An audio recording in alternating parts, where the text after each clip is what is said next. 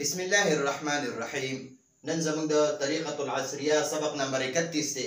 په نن درس کې به موږ وایو الدرس السابع، اووم درس نن ان شاء الله شروع شو او د طریقة العصریه اوله حصہ ده.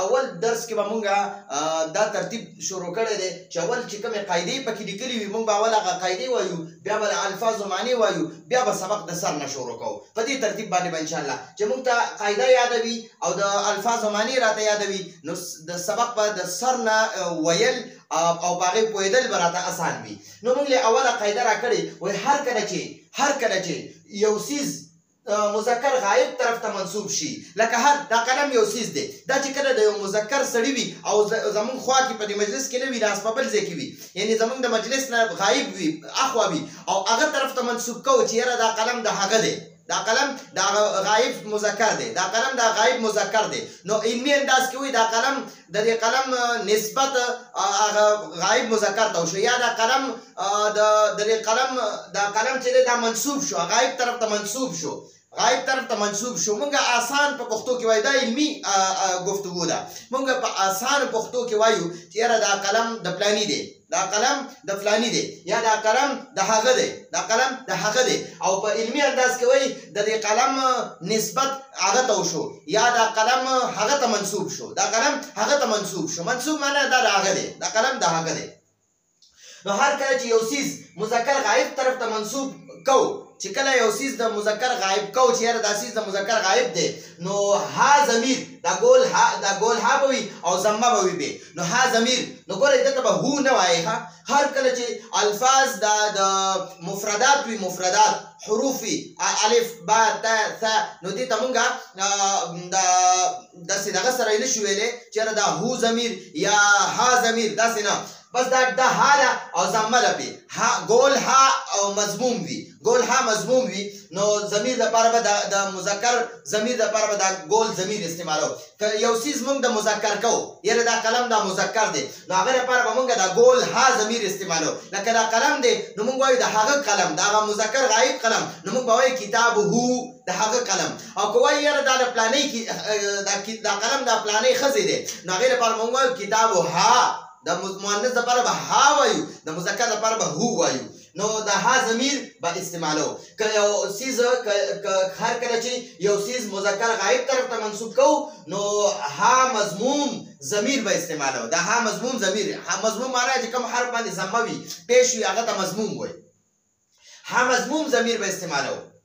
او چې یو څیز مؤنث غایبي طرف ته منصوب کوو چې یاره دا څیز د مؤنث غایبي دی، د هغې دی، نو موږ پښتو کې وایو د هغې دی، علمي انداز کې وایو هغې ته منصوب کو، دا قلم د هغه ښځې طرف ته مؤنثې ته منصوب کو، نو موږ وایو یاره دا قلم د فلانۍ دی، دا قلم د فلانۍ دی، علمي انداز کې وایي دا قلم هم فلانۍ ته منصوب کو. ٹھیک شوه.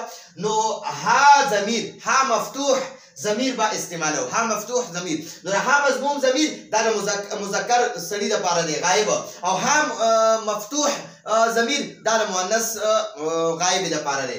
ها مضموم ضمیر دا د مذکر غایب دپاره دی، او ها مفتوح ضمیر دا د مؤنث غایب دپاره دی. لکه اوس ګورئ قلم، نو که وایو چې دا د فلاني سړي دی، نو موږ وایو قلمو هو، د هغه قلم. او که دا د ښځې قلم دی نو بیا وایو قلمو ها، د مؤنث لپاره قلمو ها او د مذکر لپاره قلمو هو. کتابها او کتابه، کتابها د هغې ښځې کتاب او کتابه دا سړي کتاب، قلمها د هغې ښځې قلم، قلمه دا سړي قلم. نو دا ها ضمیر چې دی مضموم ضمې والا، دا اخره کې چې دا هو اواز راځي نو دا د مذکر لپاره، او دا ها اواز چې اخره کې راځي دا د مؤنث لپاره وي. نو دا خو موږ سره ضروري قاعده وه. ٹھیک شوه. اوس موږ له د الفاظو معنی را راکړي، موږ به دغه زده کوو. یو طرف ته ما الفاظ لیکلي، بل طرف ته په دې سور مالکر باندې دا معنی لیکلي دي. نو اخون چې دی اخون، عرب وایي اخ، او موږ پې دا تنوین وایو، اخون وایو. نو چې کله پې وقف کې په دې اخون باندې نو بیا به اخ وایي. اخون یعنی اخ ورور ته وایي، ورور ته. او اذنن دی، او چې وقف پکې نو اذن غوږ ته وایي غوږ ټیک شو. رجلن پوره خپې ته وایي. دا د دې پتون نه واخله د دې ځای نه واخله تر د خپې ښکته حصې پورې دې ټولې ته رجلن وایي. رجلن خپه رجل خپه رجلن دی چې وقف پکې رجل نو رجل خپې ته وایي. ساق دې پنډۍ ته وایو. د دې یعنی د کونډۍ نه بره چې راکمه پسته حصه ده دغې ته موږ پښتو کې پنډۍ وایو. عربۍ کې ورته ساقن وایي. ساقن چې وقف پکې نو ساق. اسبوع یوې ګوتو ته اسبوعن وایي. هر یوې ګوتې ته که دا ګوته را دې ته م اسبوعن وایي دې ته م اسبوعن وایي دې ته م اسبوعن وایي. هر یوې ګوتې ته که د خپې ګوتې دي که د لاسونو ګوتې دي هر یوې ګوتې ته اسبوعن وایي. اسبوع ګوته اسبوع ګوته او ټولو ته اصابع وایي. ٹھیک شو. اصابع دا د اسبوعن جمع ده. او بیا د دې د مټۍ ګوتې خپل نوم دی. دا د شهادت د ګوتې خپل نوم دی. درمیاني ګوتې خپل نوم دی. دا کچۍ سره چې خپل ګوته ده د دې خپل نوم دی او د دې کچۍ خپل نوم دی. د هرې ګوتې بیا خپل نومونه دي خو هر یوې ګوتې ته اسبوع وایي. اختن دا خور ته وایي. خور ته اختن وایي. اختن چې وقف پکې نو اخت. یدن ید لاس ته ید وایي. د پوره لاس ته ید وایي. ید او فخذن د پتون ته وایي. پتون ته فخذون وایي. او رکبتون د ګوډې ته وایي. موږ ورته ګوډه وایو او عربۍ کې ورته رکبه وایي. او کتاب دی او د ها ضمیر ورسره ولګوه نو دا د مذکر غایب طرف ته منسوب کو. یعنی دا کتاب دی د مذکر غایب کو نو کتابه د هغه کتابه د هغه سړي کتاب د هو ضمیر سړي ته منسوب کا. د هغه کتاب او هو د هغه نو د هغه کتاب. او عین سترګې ته وایي. کتف اوږې ته وایي. دې اوږې ته کتفون وایي. او چې وقف پکې نو کتف. او قدمون د خپې دا حصه چې د ګیډۍ نه ښکته راکمه تر د ګوتو پورې ده دغې ته موږ چې پکې چپله ورکو نو دغې ته قدم وایي. قدم موږ هم ورته هلکه وایي قدم مې واخیستو. پلاني قدم واخیستو نو دغې ته په عربۍ کې هم قدم وایي او په اردو کې ورته قدم وایي. خپه ورته موږ وایو. امون او والدتون دا دواړه چې دي دا امون هم مور ته وایي او والدتون هم مور ته وایي. امون هم په عربۍ کې مور ته وایي او والدتون هم مور ته وایي. قلم ته وایي او ها ضمیر ورسره ولګوه نو د هغې ښځې قلمها د هغې قلم. اوس دې ټولو سره ها ضمیر ولګوه د مؤنث والا ضمیر. نو ګوره یعنی اخون چې دی اخون نو اخو ها د هغې ښځې رور. اذنها د هغې ښځې غوږ. رجلها د هغې ښځې خپه. ساقها د هغې ښځې پنډۍ. اصبعها د هغې ښځې ګوته. اختها د هغې ښځې خور.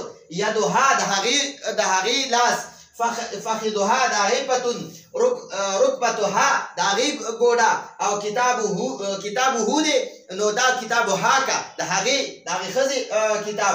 عینها د هغې سترګه. کتفها د هغې اوږه. قدمها د هغې قدم. امها د هغې مور یا والدتها د هغې مور. قلمها د هغې قلم. اوس ورسره ها ضمیر د مذکر والا ولګوه چې اخوه د هغه رور. اذنه د هغه سړي غوږ. رجله د هغه خپه. ساقه د هغه پنډۍ. اصبعه د هغه ګوته. اخته د هغه. نو ګورئ دا ها ضمیر چې ورسره کېده دا ګول ها نو دا د مذکر دپاره او دا ها الف ها چې ورسره کې نو دا د مؤنث دپاره دي. نو انشاءالله دې باره کې به راتلونکي درس کې ښه تفصیلي بحث کوو. نو راتلونکي درس پر اجازه غواړو. هذا هو المرام والله اعلم بحقیقة الکلام.